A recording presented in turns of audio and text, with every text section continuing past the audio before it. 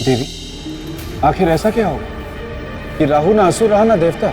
ये कथा मैं सुनाऊंगा, ना मत कहिएगा, ना मत कहिएगा। मेरे पेट में बुलबुले उठ रहे हैं। अगर मैंने ये कथा नहीं सुनाई ना तो बुलबुले मुझे चैन से बैठने नहीं देंगे। ना मत कहिएगा, कृपया करके ये कथा मुझे सुनाने दीजिए, विनती है मेरी। ठीक है बेताल, तुम ही सुनाओ। हाँ तो राजन, हुआ ये कि एक बार मेरे मित्र विक्रमादित्य जब छोटे थे तो उन्हें केले खाने का बहुत शौक था और खीर तो उन्हें चाहिए ही चाहिए थी। बेताल, समुद्र मंथन की कहानी सुनाओ, अपने मित्र के बचपन की नहीं। क्षमा देवी क्षमा, मैं जरा भावनाओं में बह गया था, इसलिए ये सब कह गया। हाँ तो राजन, एक बार सुर और असुरों ने मिलकर समुद्र मंथन किया, सर्प को बनाया मथनी और मथनी बनाकर समुद्र को मथे जा रहे थे। ऐसे ऐसे ऐसे ऐसे ऐसे ऐसे ऐसे ऐसे ऐसे एक तरफ थे सुर और दूसरी तरफ थी ताल। दूसरी तरफ थे असुर और सुर और असुरों ने मिलकर समुद्र को मथ डाला। ऐसा मंथन किया और फिर पता है उसमें से क्या निकला? पूछिए क्या निकला? क्या निकला? अमृत और विष। तो अमृत तो आया देवताओं के हिस्से में और विष गया असुरों के हिस्से में। लेकिन राहु ने पता है क्या किया? पूछिए। क्या किया? राहु ने छल से अमृत का पान कर लिया, लेकिन उसका छल पकड़ा गया और फिर भगवान विष्णु जो क्रोधित हुए कि उन्होंने राहु का सर धड़ से अलग कर दिया, लेकिन फिर भी उसे कुछ नहीं हुआ।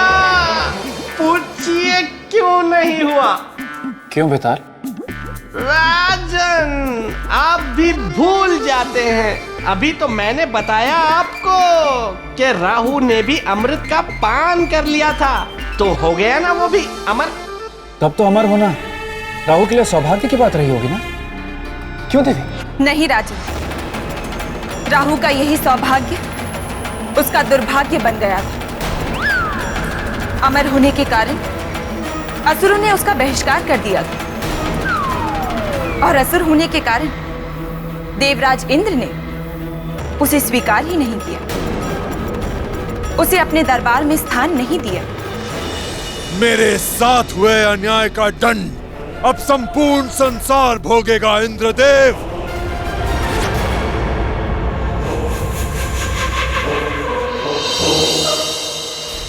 नष्ट कर दूंगा मैं तुम्हारी संजीवनी पृथ्वीलोक को।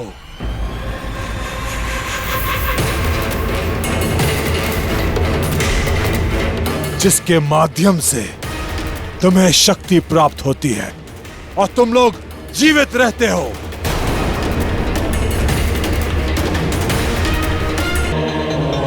अंत कर दूंगा मैं सबका, सभी सुखों का, और सुख भोगने वाले जीवों का अंत कर दूंगा मैं।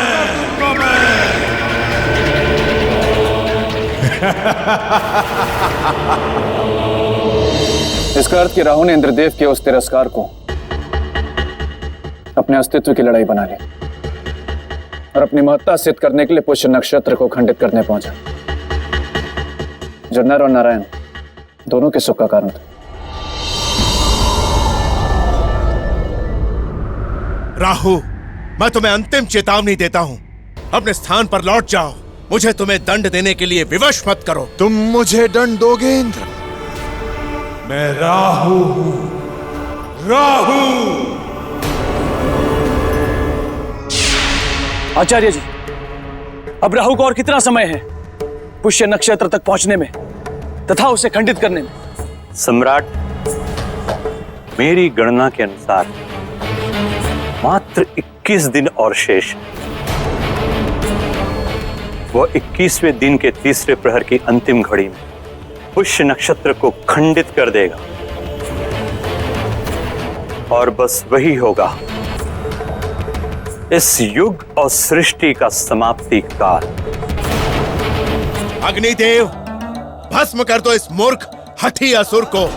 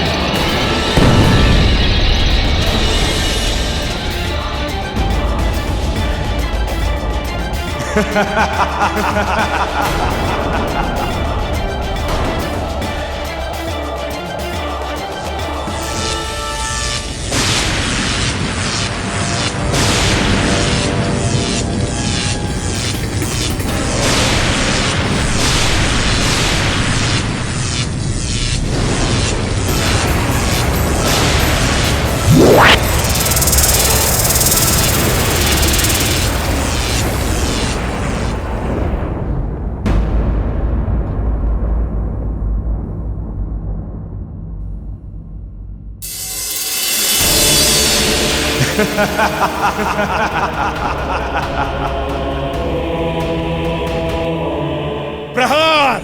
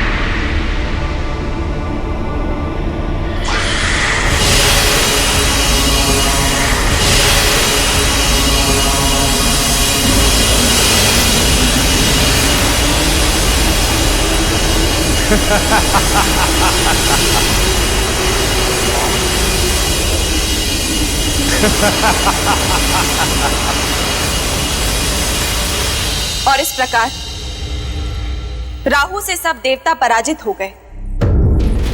देवताओं का प्रयास विफल हो गया और राहु की इस सफलता का स्वागत करने के लिए सामने खड़ा था इस युग का अंत, मात्र 21 दिन दूर। और साथ ही खड़े थे सृष्टि को बचाने का उपाय सोचते, चिंतित, व्याकुल सम्राट विक्रमादित्य। तो क्या सम्राट विक्रमादित्य भी?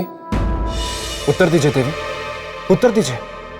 कमाल है राजन, अब आप इतने छोटे से प्रश्न का उत्तर भी देवी से ही पूछ रहे हैं। देखिए कितना परेशान कर दिया है आपने देवी को। लेकिन देवी आप चिंता ना करें, मैं आ गया हूं। मैं अब राजा भोज को आपको और परेशान नहीं करने दूंगा। बेताल, अब तुम यहां से जाओ, क्योंकि मुझे परेशान राजन नहीं बल्कि तुम कर रहे हो। मैं? लेकिन मैं तो मासूम हूं देवी। तुम जाते हो या मैं? क्षमा देवी, क्षमा। मैं जाता हूं। अब मैं बस जा रहा हूं। मैं जाने वाला हूं। मैं चला।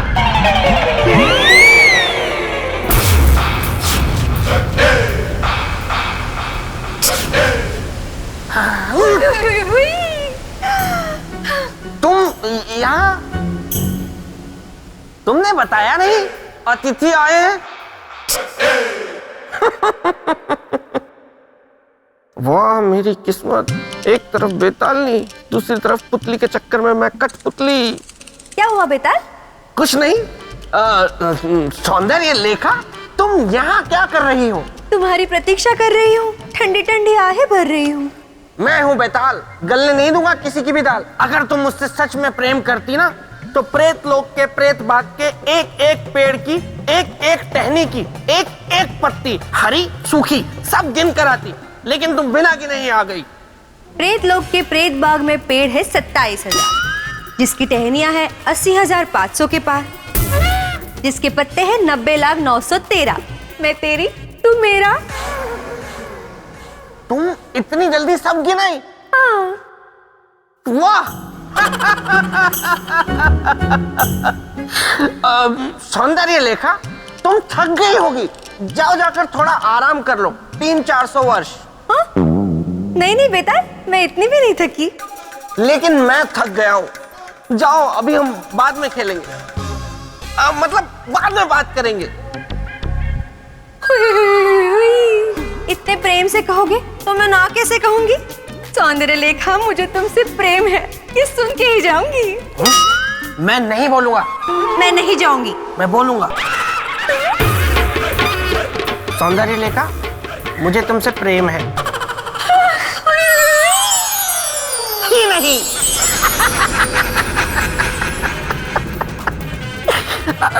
गोलू, गोलू, गोलू।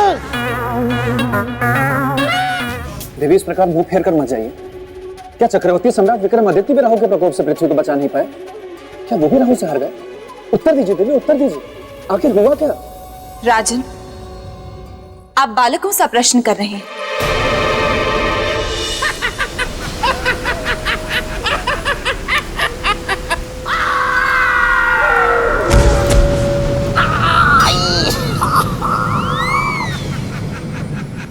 अच्छा हुआ किसी ने देखा नहीं। गोलू, गोल, पीछे क्या कर रहे हो? मेरी आंखें सामने, सामने आओ।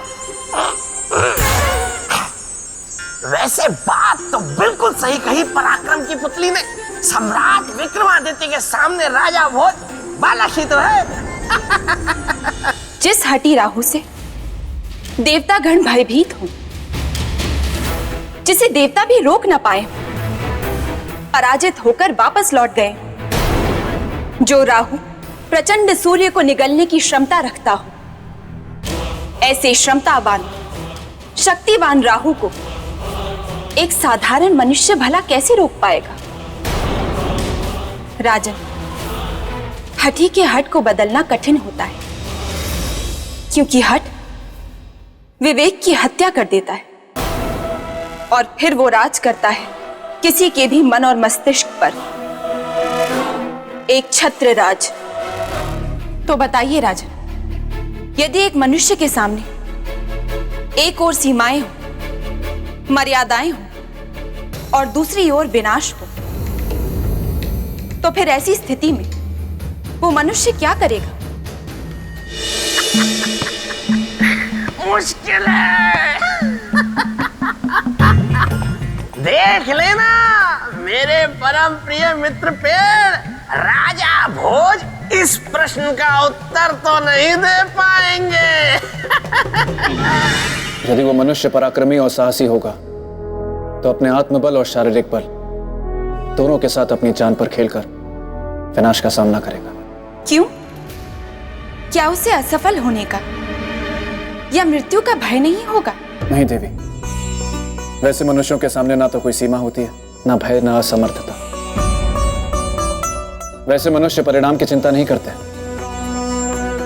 वो केवल लक्ष्य की ओर देखते हैं, हितकारी लक्ष्य। दे दिया।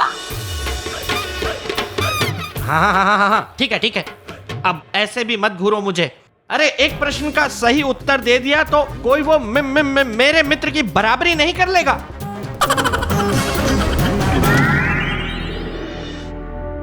सही कहा आपने राजन, सम्राट विक्रमादित्य ने भी वैसा ही किया।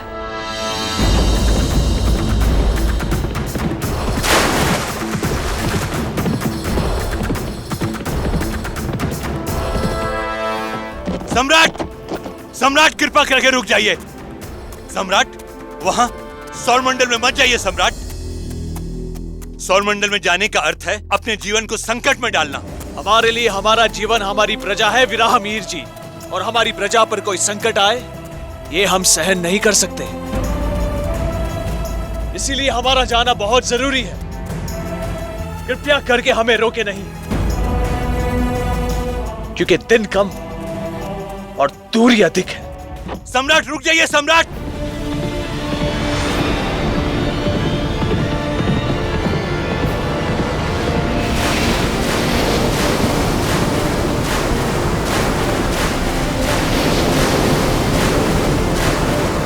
सम्राट, सम्राट, सौरमंडल में जाने का निर्णय करके अच्छा नहीं किया सम्राट। आप सौरमंडल की परिधि में प्रवेश कर ही नहीं सकते, क्योंकि वहां की गति अलग है।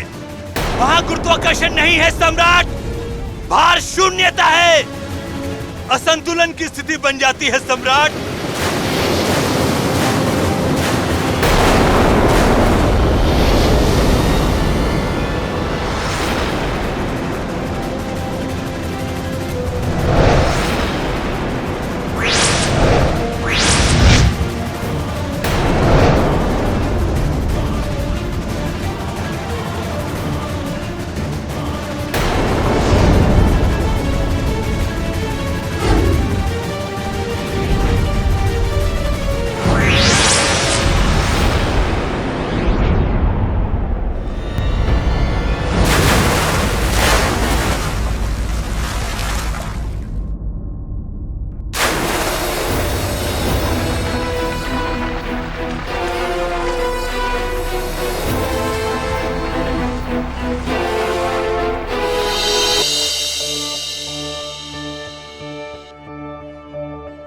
देवी, कथा का ये अंत सुनने के बाद मन में एक प्रश्न उठा।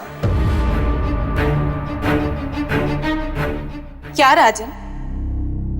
कि सौरमंडल में गुरुत्वाकर्षण तो है नहीं, तो उसकी परिधि में प्रवेश करना कठिन ही नहीं, असंभव भी है। तो जिस राजा का आभूषण पराक्रम था, वो सौरमंडल में प्रवेश भी कर पाया या फिर लौटा अपने राज्य? अरे राजा भोज ने मेरे मित्र को अपने जैसा समझ रखा है क्या? मेरा मित्र विक्रमादित्य था, जो हार मानने वालों में से नहीं था।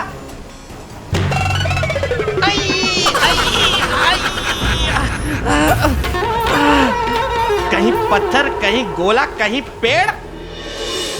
राजन, प्रयास वो छोड़ते हैं या असफलता उनकी साथी बनती है जो परिस्थिति के आगे हार मान जाते हैं।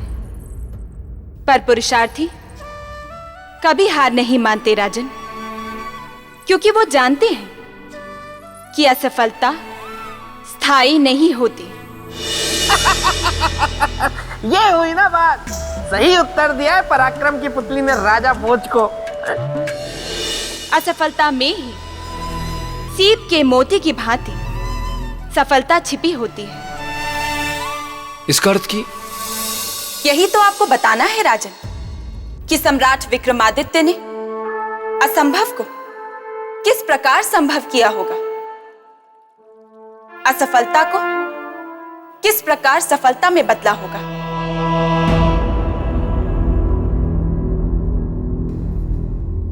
भक्ति मार्ग में जाकर। कैसे? इसलिए कि जब मनुष्य के सारे प्रयास विफल हो जाते हैं, वो चारों तरफ से हार जाता है, निराश हो जाता है, तब वो जाता है भक्ति की शरण में, जहां उसे लड़ने की नई ऊर्जा, नई शक्ति मिलती है। और वो शक्ति संसार की सबसे बलशाली शक्ति होती है।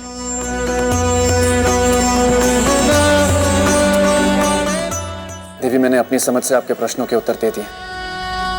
अब इस परीक्षा का परिणाम आपको सुनाना है। अवश्य सुनाऊंगी।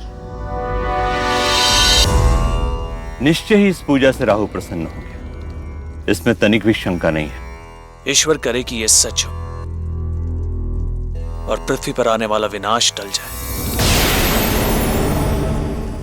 ओम राहुवे नमः, ओम राहुवे नमः, ओम राहुवे नमः, ओम राहुवे नमः, ओम राहुवे नमः।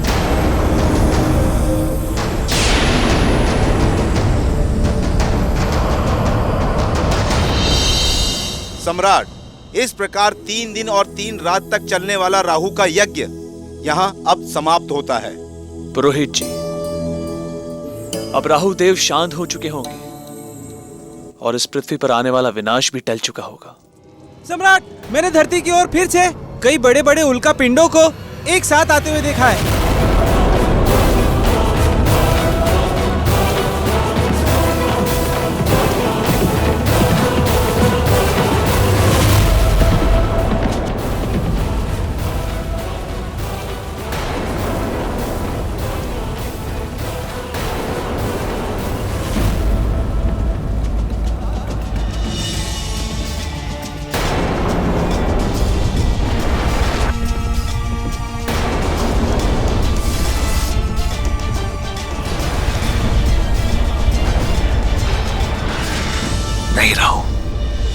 हमारी धरती का विनाश नहीं कर सकते।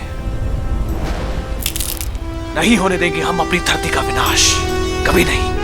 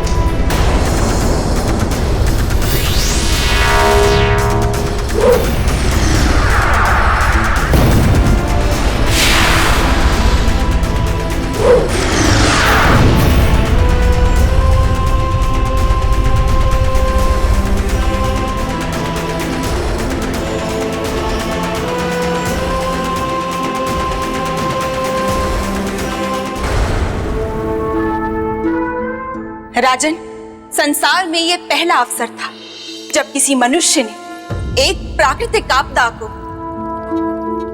अपनी शक्ति और सामर्थ्य से रोका था। कभी कल्पना भी न की जाने वाली अद्भुत घटना थी ये। हाँ, क्योंकि वो मनुष्य कोई साधारण मनुष्य नहीं था। वो मनुष्य चक्रवर्ती सम्राट विक्रमादित्य था। क्योंकि वो मनुष्य मेरा मित्र था। क्योंकि वो मनुष्य। बेताल, तुम फिर आ गए। अब फिर बीच में बोलते रहोगे। नहीं, मैं नहीं बोलूंगा। मतलब इसके बाद अब मैं नहीं बोलूंगा, चुप रहूंगा। नहीं बेताल, देखो। देवी, जरा आप मेरे साथ इधर आइए, मुझे आपसे कुछ बात करनी है। कृपया आइए आइए।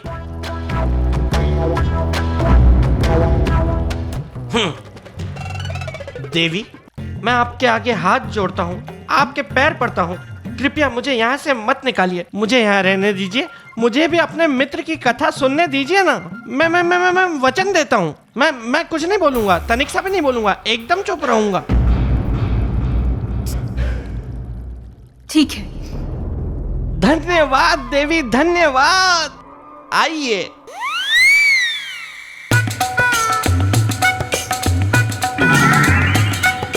हाँ तो राजा भोज, मैं ये कह रहा था कि मेरा मित्र